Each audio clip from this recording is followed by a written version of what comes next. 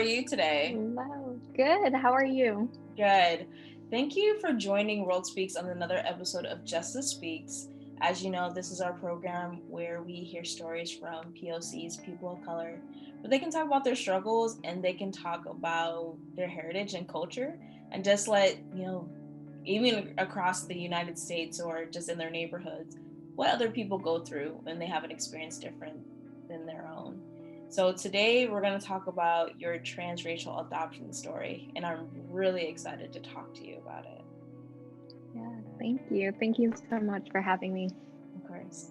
And first question, Emily, how do you identify? Yeah, that question I feel like has changed. One thing to kind of introduce into that is I think adoption journeys are a constant journey that changes and shifts over time. So I think that if you would have asked me a year ago, I probably would have answered that as a Korean adoptee. And that's true. I am adopted from Korea. But I think I probably more identify now as a transracial adoptee on top of that. So it kind of brings in another layer of, being adopted from a different ethnic background into a family that has a different ethnicity.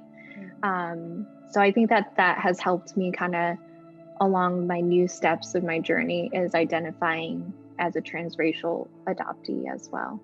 Okay. And as you mentioned, you're a transracial adoptee, you're adopted from Korea. Now, how was that growing up with a white family? Was it something you noticed as a kid? Describe your life. Like, what does that mean as a transracial adoptee? What does that mean for you? Was there any trauma you endured? Yeah, I think that for me, my experience, and obviously I can only speak from my own personal experience, but for me, I was adopted from Korea and grew up in a predominantly white neighborhood community. Family members are white. My parents are white. So I think growing up, I knew that, I was different. I mean, at a young age, you start to even realize, okay, like my features are different. And yet I think it took me a long time to actually identify more with my own personal identity. I think, growing up as a kid, I think I really wanted to fit in. And so to me, I think I kind of put my racial ethnicity identity like to the side. I don't think I even really knew how to connect to it because I didn't have other people around me to mirror that in my life. So I think for me it was not until probably about, well, I guess 19. I ended up doing a year-long volunteer year where I was placed on a team of other ethnicities. One of the girls, or my teammate and roommate, was Korean. She wasn't a Korean adoptee, but she was second generation Korean. And that was the first time I've ever experienced Korean culture when I was 19. I think for me, that was a really hard year, a really transformative year, because it made me grapple with what is my identity. All my life I've just tried to fit into a box of I want to be like everybody else, and I want to do everything I can to not be different. Like, I have a lot of stories about that, but I remember in high school wanting to stray away from anything that would identify me as more like Asian, like clothing patterns, things that would like make me already stand out, because obviously I can't change my facial features, but I wanted to really not go there. And I think a part of that is not having a mirror. When you don't have people that look like you, that hold the same features, and you don't have those people in your life to look towards and be like, oh, this is normal, or this is good. I think I kind of internally just always thought it was bad, because it was different. So I think part of the struggle of growing up in a predominantly white community and parents and family was that I just never felt, yeah, like I really belonged or identified.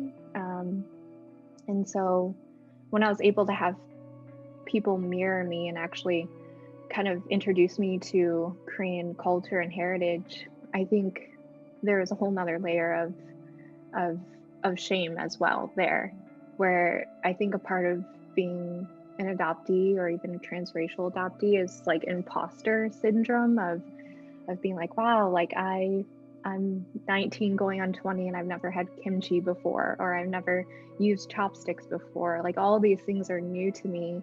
I think initially what came over me are a sense of like shame that that I'm not white, but I'm also not Korean. Like it was a very kind of, I think, really important thing to actually question.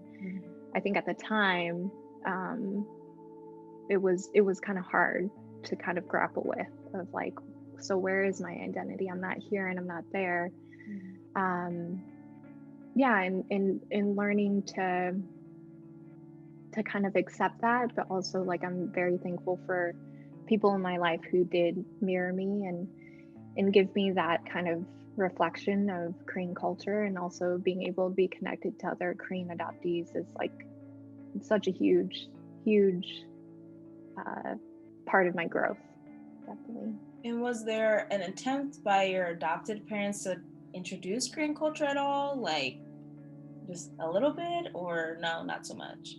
Yeah, I think in some ways, yes. Like, so one thing to know about like Korean adoptees as well is like it's a pretty big population of people who have been adopted out of Korea. So they have a lot of different like camps or like picnics that they'll have gatherings with other families who have also adopted Korean children. I think I remember growing up in having some of those experiences, but I think that's one thing that is challenging in transracial adoption is, or just maybe adoption in general, is to kind of, you know, bring this child into your home and into your family, and you're meant to just assimilate right to the culture that you're in, or the, without, you know, obviously my parents had the best intentions, but I think, yeah, that wasn't necessarily something that was implemented in my life, and so I think part of me wanting to discover that was really by choice, like really by me wanting to connect and me wanting to know those parts of me a bit more. And like as you mentioned, so now you're trying to get connected to your birth culture. So what have you done and what have you discovered, and what does the future journey for that look like for you, or what you anticipate that would look like? Yeah. So I think, yeah, it's definitely been an unfolding journey, and I think it will continue to be. I think that adoption and unraveling that, I think, just lasts your whole lifetime. I don't think that it ever has like a for sure stop, you've arrived here. But for me, what really opened that was, again, that experience of being 19 and being around other Korean adoptees, being around another Korean, and being introduced to culture and heritage. And then I also made some really good friends there as well, who became family to me. And just so happened that the one friend is Korean, or partially Korean as well, and her mother was Korean. So I think for me, it just I started to really take those things in, and I don't even think I realized what I was really like doing or recognizing in that moment. I just think that I gravitated towards it, and so when I look back now, that was, yeah, over 10 years ago. But I look back now and realize how important that was for me. And I'm really thankful that was kind of placed in my life. Like I didn't really necessarily go out looking for it because I don't think I even knew that I needed it or wanted it. And so for me, that was kind of a pivotal year of being like, okay, like I want to know more about my culture. And I remember just having a deep desire of wanting to go back to Korea at some point. And so maybe that was like 2009. Maybe about a couple years later, I had this really great opportunity to go on this program where it's specifically geared towards Korean adoptees to come back to Korea and be able to like learn the language, learn the culture, live with other Korean adoptees within a university where they would have Korean natives and we would do activities together. So ended up going there actually for 4 months. And that was a huge moment for me. I think, I guess I was 21 at the time and found out about this program, decided, okay, I really want to do it. My parents were very encouraging too. Like, I think my parents were like, you're going to regret not doing this. Like it just do it. Like it's worth it. And so I ended up going and spending 4 months there with other Korean adoptees, which is a powerful experience in itself to be with other adoptees and just kind of know. Like I think there's just a knowing, there's an understanding. You don't really have to dig too deep into it. You just kind of understand. And that was an experience. I think for me, up until that point, I still had a lot of like shame about my heritage and who I was, and being very unsure. And I think I even had some fear going to Korea and feeling like I'm going to be still an outsider. Like I'm still this imposter, right? I clearly am Korean, but I don't speak the language. I don't know the culture. I, am very Americanized. So like, I think I had a lot of insecurities going into that, being like, I wonder if I'll be accepted. Like, and I think that was interesting to feel. It was interesting to feel like actually moving from a predominantly white area, now going to Korea where almost everyone like looks like me, has the same features. I almost felt uncomfortable because I was like, this is unfamiliar. And I think what was the biggest gift, I mean, that was some of the most amazing like 4 months of my life spent there. But I think it was just really amazing to be able to share that experience with other adoptees, to journey with them in that, and also just be in my homeland where, yeah, I didn't know the language, but I think that I still like really cherished all of those experiences. And I really came out of that feeling like I finally felt like, man, like I really love this part of me. And I don't think up until then I really did. I think that I was not very, I just didn't want to be different. I didn't want to accept like that part of me, and it really opened my eyes and made me feel like, yeah, this is a part of me, and I can choose to experience it and learn things that maybe I didn't know before. But part of the learning and journey, I think, wraps up all of that. So okay. And through our talks kind of via Instagram, it seems kind of you've gone through like a period of change or realization. So, growing up, with the white family, being in a white neighborhood, how did you come to recognize the privilege that you had? And was it due to the social justice movements of now? Was it because of a conversation? I mean, just growing up in that area, you may not even notice your privilege. So how did you realize that you had it? Yeah, that's a really good question. Like most of these questions, I feel like there's a lot of layers, but yeah, I think it probably wasn't until recently that I kind of understood that even more.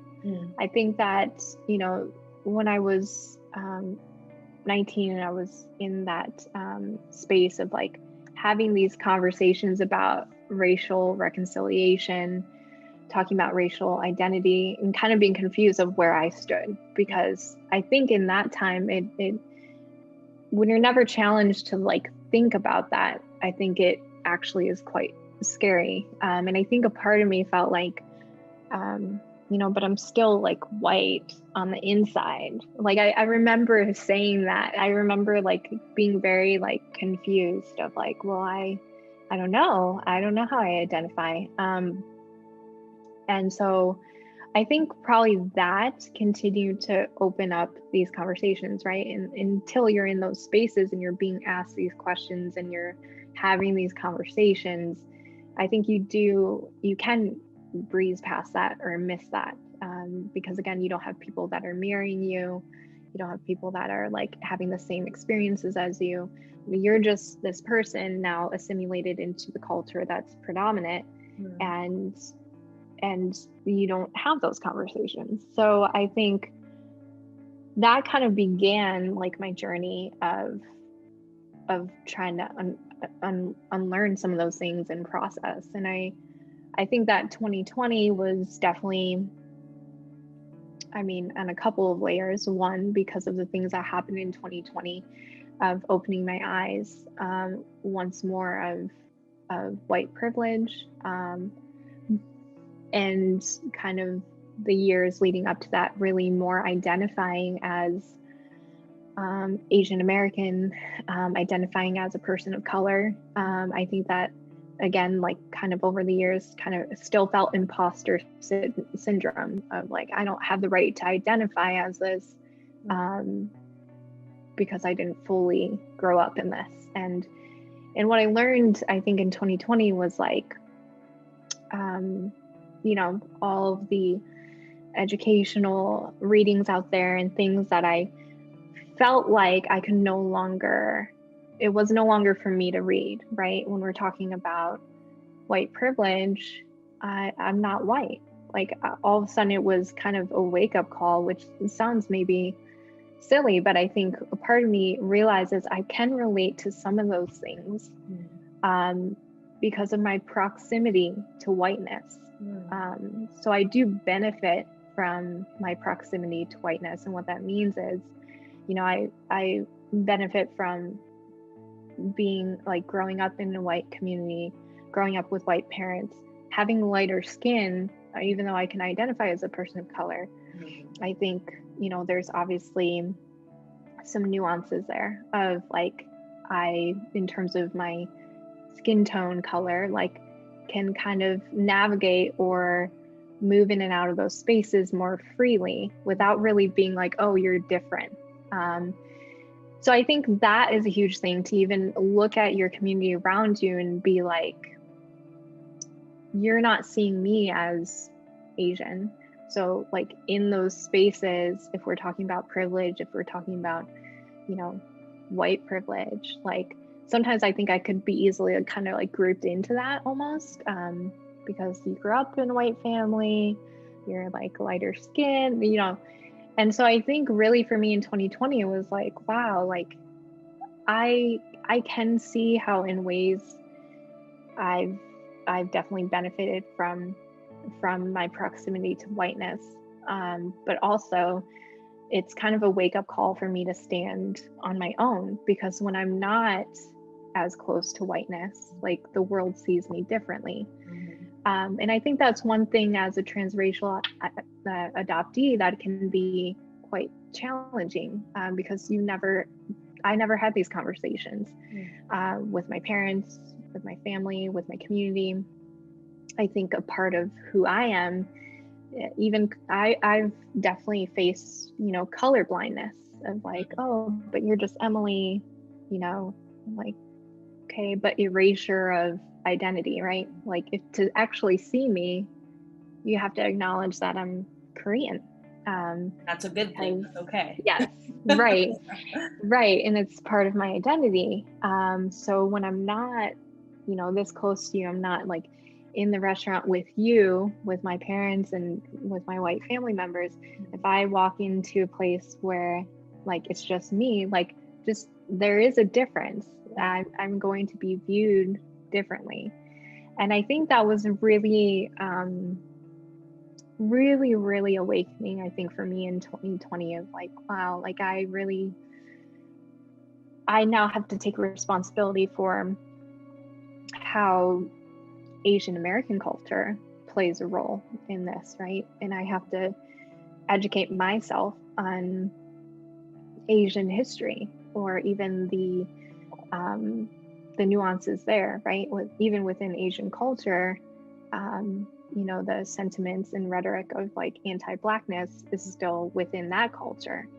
So it doesn't remove me completely from having to grapple with those things, right? But I think it plucked me out of the pool that I thought I was in, and like placed me in like, so now you have to take responsibility for who you are, your identity as Korean American, and work against those racial injustice, inequity, sentiments that like as an Asian American, like you have to take responsibility for. So I think it was really, eye-opening, and still is, I think, but I think it also has solidified more and more like my identity, like taking responsibility for the culture and for the issues that lie within my own Asian culture, right? Yeah. Wow, that's like really powerful for you to kind of go into like not having any idea to being like more fully aware, like, okay, this is really how it is. 2020 was really a wake-up call for a lot of people, even for myself, because though I was born in Washington State with a lot of diversity, I moved to Bellevue, Nebraska with a lot, middle-class family, mostly white, went to mostly white high school. So you forget about those things, even though in high school, people said racial derogatory things to me, but you literally forget about what happened. You like put it in the back of your mind. And then 2020 happens and you realize you're like, man, that's me. Like, this is my fight too. This is not their fight. This is my fight. So 2020 was a hard year for a lot of people, but I think it woke a lot of folks up, myself included. So thanks for sharing and being transparent on that, because there's nothing wrong with learning and being like, you know what, hey, I'm here. Now I'm in the game. Yeah. Right. Yeah, absolutely. And then a final question for you. For those who are planning on adopting in the future or in the process of adopting, especially someone of a different ethnic background, what do you think is important for them to know or to keep in mind? I think that's a good question. I think I hesitate to answer it. I think it's a really hard question to answer, is what I want to say. I think that I can look at my own experience and the things that I wish that I had. And I think a part of that is really viewing, and this goes for adoption, period, not just transracial adoption, but I think viewing adoption as trauma. I think that a lot of people in society really paint a picture of adoption as this glorified thing. But when you really break it down, and I tried to picture what had to happen in order for adoption to even come to be, you really have to break it down to a mother and its child, a mother and its baby are now separated, which is a tremendous loss. I think that whether the circumstances, whatever the story actually is of what happened with the mother and the child, I think that it's really, really important to see the adopted child as a grieving person and also as a trauma survivor. I think that to be trauma informed with adoption is absolutely necessary. And I don't think that, I couldn't sit here and say like, A, B, and C like equals like this is going to be picturesque like version for this child. I think that, but being able to sit with that, to sit with your child, to actually grieve and to notice that, this is a traumatic event that this child had to go through, and just being okay with saying I don't have the answers, but like I'll sit with you in it. I think that is really freeing, to be able to sit with people in their pain and in their hurt and in their loss, right? Because that's really loss when a child is taken from their mother, from their parents, and specifically, I guess, in terms of transracial adoption, just accepting that, that you're not going to have all the answers, and that's really the truth. And I think that whether you're a parent of an adoptee or a parent in general, like you're not going to have all the answers.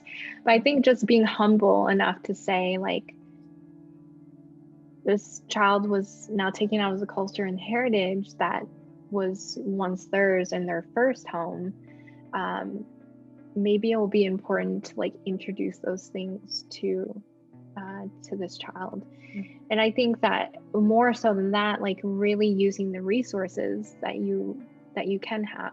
And that, I think that means looking outside of just the family themselves. Like if you're wanting, your child to feel supported and be able to discover things about their culture and heritage, like maybe, allowing more moments of feeling connected to that by way of like food and images, whether that's like the movies that you have them watch. Are they being mirrored in those? Like, are they seeing someone that looks like them? To have this perception or perspective of like, who I am, although it's different, is not innately like wrong or bad. I think it's important to have books and, again, images, things that can connect that child to people that have their same features and same background, and having that familiarity, I think also helps that child feel really safe. And I think just accepting, again, that it's a journey. I think learning to hold space for adoptees to like grieve, to have big emotions, and to not be able to like put a band-aid on it, or to be able to say like, I really understand. It's okay to say like, you don't understand.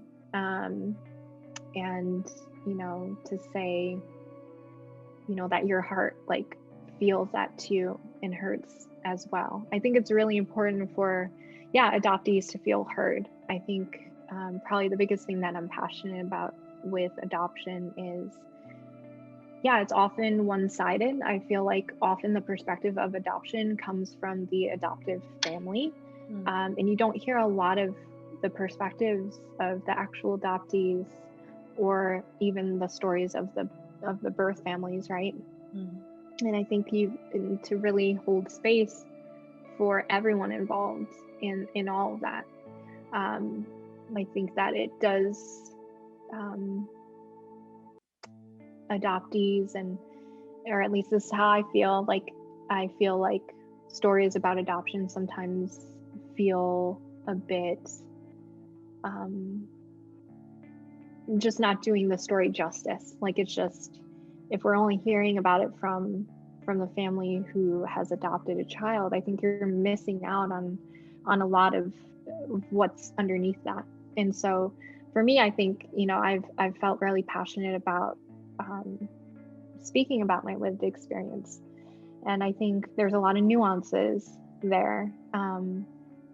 Just because I can articulate now that, adoption has had traumatic implications for me. It's also doesn't mean that it's bad. I think sometimes in society we want to be like, it's good or it's bad. Right. And like, you really can't.